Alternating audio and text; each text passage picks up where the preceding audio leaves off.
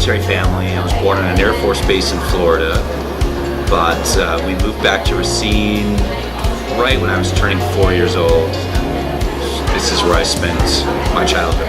I went to St. Catherine's High School, and then I went on to, obviously, Wisconsin Parkside. It was my second choice. My first choice was Madison. I was looking at Madison as my first option, but back then I wasn't sure if I was ever going to play soccer or not. And I felt that I'd probably have a better chance at it at Parkside. So I was there from '83 and I graduated in '89. But for the first 3 years of my 6 years, I was just going to school part-time. So I was the youngest of 6, and when I turned 18, I was invited to move out.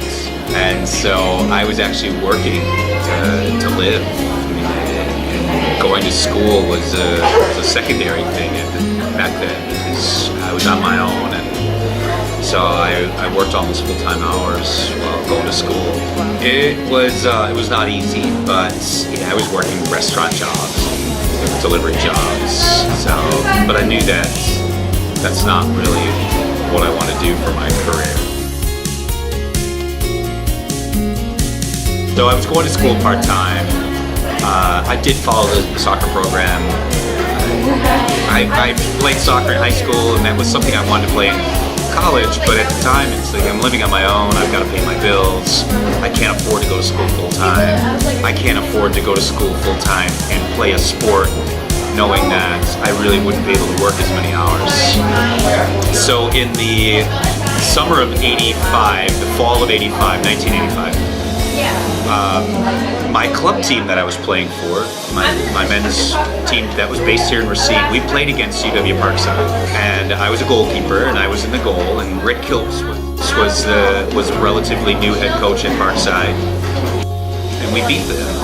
And Rick knew I was going to school part-time, and he actually in the fall of '85 invited me to try out for the team in the fall of '86. It was a lot, because then I knew I would have to take full-time classes, and so I kind of tossed the idea back and forth, but eventually I decided this is something I want to do. So I enrolled full-time in the fall of '86. I was a walk-on, and I landed the starting job. Rick, knowing my situation, there was a senior on the team who had a family issue, and he actually dropped out of school and went home, and Rick gave me all of his money. I don't think I would have been able to do it if he wouldn't have done that for me, because that took a lot of the financial pressure off, and it made it did a lot of different things for me. I mean, yes, it helped out financially, but I wanted to make sure I earned that from him. I didn't want to think it was a given. So having that, the faith that he had in me, made me work even harder. Not only on the field, but it also made me work harder in the classroom. I was with the program for only 3 years, because when I started going full-time, I had enough credits where after my 3rd year on the team, I was ready to graduate in the following spring. So I only had 3 years of eligibility. My senior year, I was an All-American. I had quite a few regional and area awards. I was the team MVP. And in 3 short years from starting my career as a walk-on to where I was at the end, to me it was a great accomplishment. I bounced around a little bit. I mean, I had psychology, I had business. I eventually decided on communication because I was very confident back then, and I didn't have a problem talking in front of people. So quite a few of the courses I had, we had to give presentations in front of the class, and I never had a hard time with that because of the athlete in me and the role I was as a goalkeeper.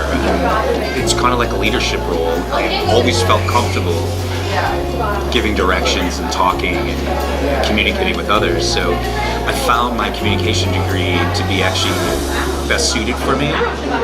It wasn't memorizing facts and figures and dates and timelines. It was really just a lot of the focus was on presentation skills.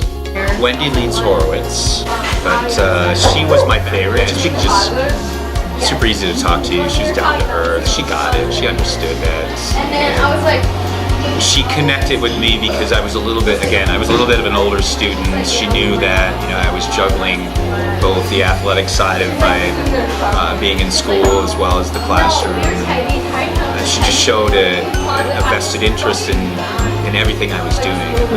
We had a really good. She was my unofficial mentor, so easy person to talk to. From my teammates, there's a couple that I'm still very close with. Rick Kilps, I'm still very, very close. He was probably one of the most influential people in my life. And so I've always stayed close with him.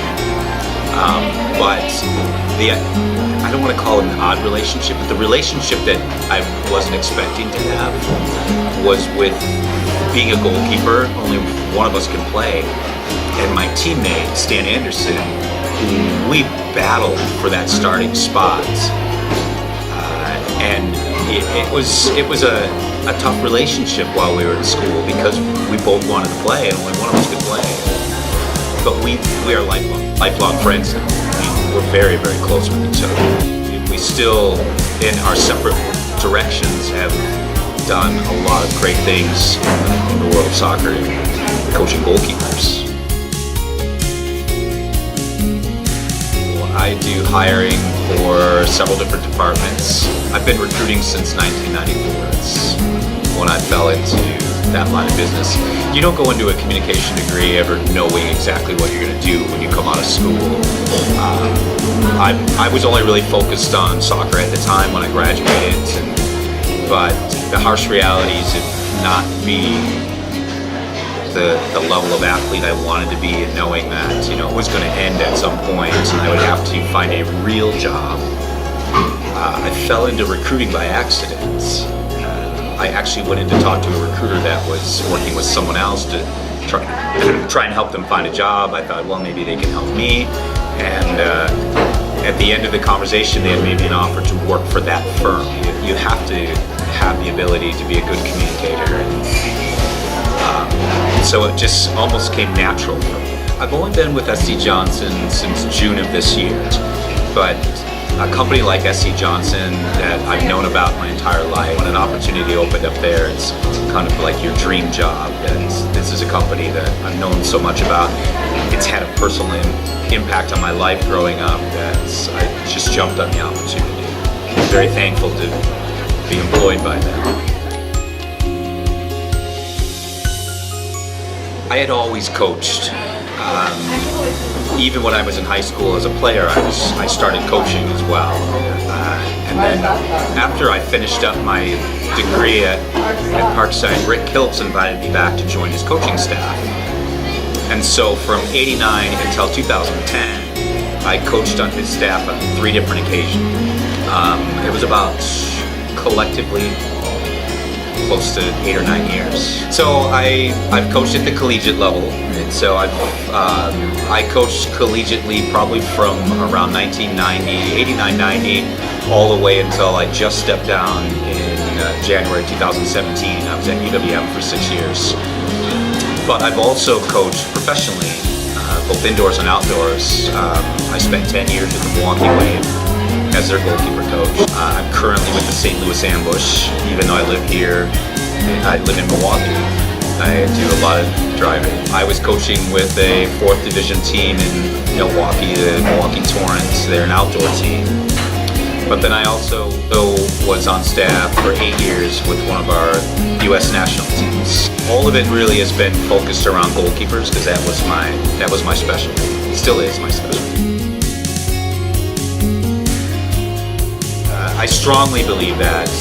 I don't think I would ever got the opportunity to play soccer at Wisconsin. The fact that it would have been so far away from home with the proximity of Parkside and living in Racine. I lived in Racine while I was going to school at Parkside. I worked in Racine. But I think that the faith that Rick Kilps showed in me, even if I would have played at Madison, I probably would have sat on the bench. But Rick saw something in me, and he believed in me, and and I would never trade that in for anything. And I think that not only from a player standpoint, I think Rick bringing me onto his coaching staff helped to develop me as a coach as well. He helped to develop me as a player, and then he helped to develop me as a coach. And I don't know if I would have ever had the same relationship I have with him, or even had with him back then, with anyone else. And as like I said, we're still to this day, we're very close. The biggest thing that I value the most, coming first and foremost, getting my education. That was one of my life goals at the time, is to do something nobody else has done in my family. So that was first and foremost very important to me, and still is. But just the relationships that I built over those years, and the impact that Rick Kiltz, as I've said before, had on my life. I don't think I'd be where I am today. I don't know if I would have finished school, just because I'm going part-time, I'm working full-time. It's the mid-'80s, life was not easy. I think that if that opportunity would have never presented itself, I don't know where I'd be today. I'd probably working in a factory somewhere.